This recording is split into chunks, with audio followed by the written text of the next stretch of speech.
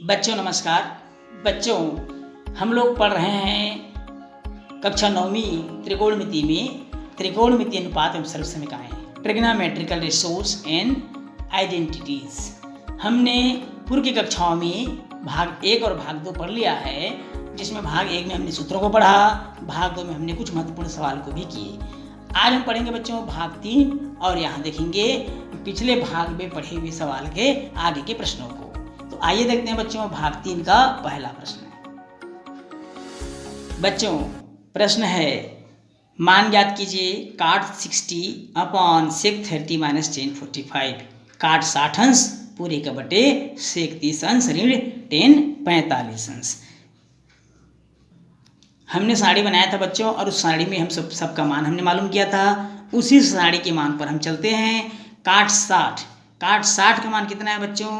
हमने वहाँ मालूम किया था 1/3 पूरे का बटे सेक 30 का मान कितना है? 2/3 ऋण 10 45 का मान 1 होता है, हमने ज्ञात किया था साड़ी में, बराबर 1/3 पूरे का बटे हो जाएगा 3 का 1 से गुणा हो जाएगा तो 2 ऋण 3 हो जाएगा बटे 3 बराबर 1/3 गुणा, ये उल्टा हो जाएगा, भाग हो रहा है, पक्षांतर करने से गुणा होगा, पलट जाएगा संख्या, 2 ऋण 3। अब यहाँ देखेंगे बच्चों 3 कट गया और बचा क्या? 1/2 ऋण 3। जो 1/2 ऋण 3 बचा है बच्चों, यही क्या हमारा आंसर है। बच्चों अगला प्रश्न है, मान ज्ञात कीजिए sin 30 ऋण sin 90 धन 2 cos 0 अंश पूरे का बटे tan 30 गुणा tan 60 अंश। sin 30 minus sin 90 plus 2 cos 0 upon tan 30 into tan 60 degree. बच्चों ये सब का मान मालूम करने के लिए आपको सारणी बताया गया है। पूर्व की कक्षाओं में भाग 1 में आपको बताया गया है। आप डिस्क्रिप्शन में जाकर भाग 1 का लिंक देख सकते हैं और वहाँ से जाकर के आप उस सूत्र को समझ सकते हैं। तो देखिए बच्चों sin 30 sin 90 2 cos 0 बटे tan 30 tan 60, इसका मान हम पहले इसमें भरेंगे। sin 30, इस sin 30 का मान होता है बच्चों 1/2 ऋण sin 90 का मान होता है 1 धन 2 cos 0 का मान होगा बच्चों, सारणी में आपने देखा cos 0 का मान कितना होता है 1 पूरे का बटे हम देखेंगे tan 30 और tan 60 का मान। tan 30 का मान होता है बच्चों 1/3 गुणा tan 60 का मान होता है 3। अब आगे बढ़ते हैं। अब 2 एकम 2 हो जाएगा बच्चों, 1/2 में 1 घटाएंगे तो हमको ऋण 1/2 मालूम होगा, और धन 2 एकम 2 धन 2 पूरे का बटे हमको मालूम होगा 3 कट गया और बचा बटे में 1। अब बच्चों इसका घटाने का सबसे सरल तरीका है, 2 में आधा घटा दीजिए तो हमको 1.5 मिलेगा। 2 में आधा घटा दीजिए कितना मिलेगा? 1.5 1.5 मतलब 2 एकम 2 और 1 3/2 कितना मिलेगा? 3/2। इस तरह से हमने इसका आंसर मालूम कर लिया। बच्चों अगला प्रश्न है, त्रिकोणमिति समीकरण को थीटा के मान के लिए हल कीजिए जबकि 0 अंश छोटा है बराबर है थीटा छोटा है बराबर है 90 अंश, 0 degree less than equal theta less than equal 90 degree. अर्थात थीटा का मान 0 और 90 अंश तक ही होना चाहिए, 0 हो या 90 अंश के बीच। तो आइए बच्चों देखते हैं पहला प्रश्न। पहला प्रश्न है हमारा sin थीटा बराबर cos थीटा। क्या दिया बच्चों? sin थीटा बराबर cos थीटा। अब हम cos थीटा क्या करेंगे, इसको हम ऐसा लिख दें, अगर 1 गुणा cos थीटा लिख दें तो कोई परिवर्तन आएगा बच्चों? कोई परिवर्तन नहीं आएगा। अब हम cos थीटा को पक्षांतर कर देते हैं, sin थीटा गुणा इधर आकर भाग हो जाएगा बराबर 1। sin थीटा बटे cos थीटा का मान होता है बच्चों tan थीटा। कितना होता है? tan थीटा, और tan थीटा कितना दिया है 1। अब tan थीटा बराबर 1 कितने का होता है बच्चों? tan में कितने डिग्री का मान 1 होता है? 45 अंश का मान होता है। कितने अंश का मान होता है? tan 45 का मान होता है 1। तो 1 की जगह हम लिख देंगे tan 45, tan कैंसिल हो गया बच्चों, तो थीटा का मान कितना आ गया? 45 अंश। कितना आ गया बच्चों? 45 अंश, जो 0 और 90 के बीच है।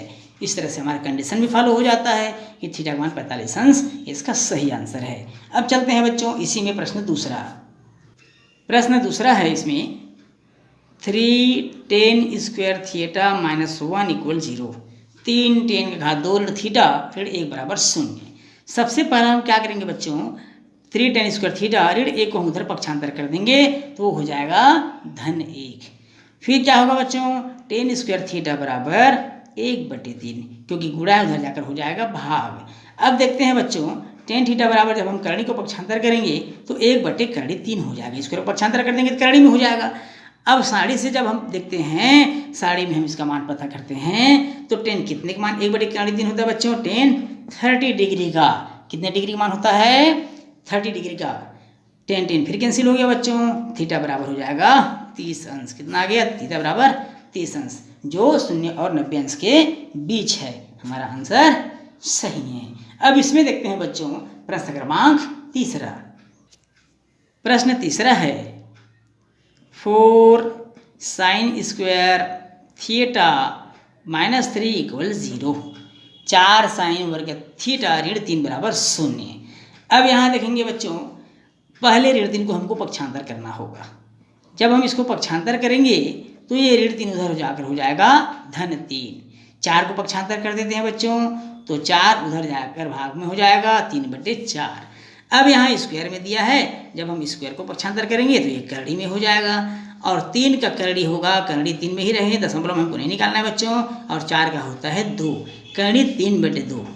अब ये करड़ी 3/2 जब आप साड़ी देखेंगे तो किसका मान है करड़ी 3/2, तो ये है मान बच्चों साइन 60 डिग्री का। कितने डिग्री का, साइन 60 डिग्री का। अब ये साइन साइन फिर कैंसिल हो गया, तो थीटा का मान हमको कितना मिल गया बच्चों, 60 अंश। कितना मिला, 60 अंश। बच्चों इस प्रश्न के साथ ही हमारा अध्याय त्रिकोणमिति और त्रिकोणमिति अनुपात में सर्वसंख्याएं ट्रिग्नोमेट्रिकल रेशोस एंड आइडेंटिटीज समाप्त होता है। बच्चों हमने इस अध्याय में देखा साइन ज्या, कोज्या, कास, स्पर्शज्या, टेन, और इसके व्युत्क्रम को देखा कोसेक, सेक और काट को। हमने ये भी देखा कि 0 अंश, 30 अंश, 45 अंश, 60 अंश, 90 अंश के कोणों के लिए इसके अनुपातों का मान कितना होता है। और हमने ये भी देखा बच्चों कि भुजाओं के आधार पर इन सभी अनुपातों में संबंध, त्रिकोणमिति अनुपातों में हमने संबंध भी देखा। निश्चित रूप से ये अध्याय आपको अच्छे से समझ में आया होगा, और किसी प्रकार का कोई शंका हो, डाउट्स हो तो आप कमेंट्स करिए बच्चों, और फीडबैक अवश्य दीजिए। फीडबैक देने से बच्चों हमारा मनोबल बढ़ता है और आपके लिए कुछ नया करने का मन होता है और अच्छा लगता है, जिसे फीडबैक अवश्य देना चाहिए।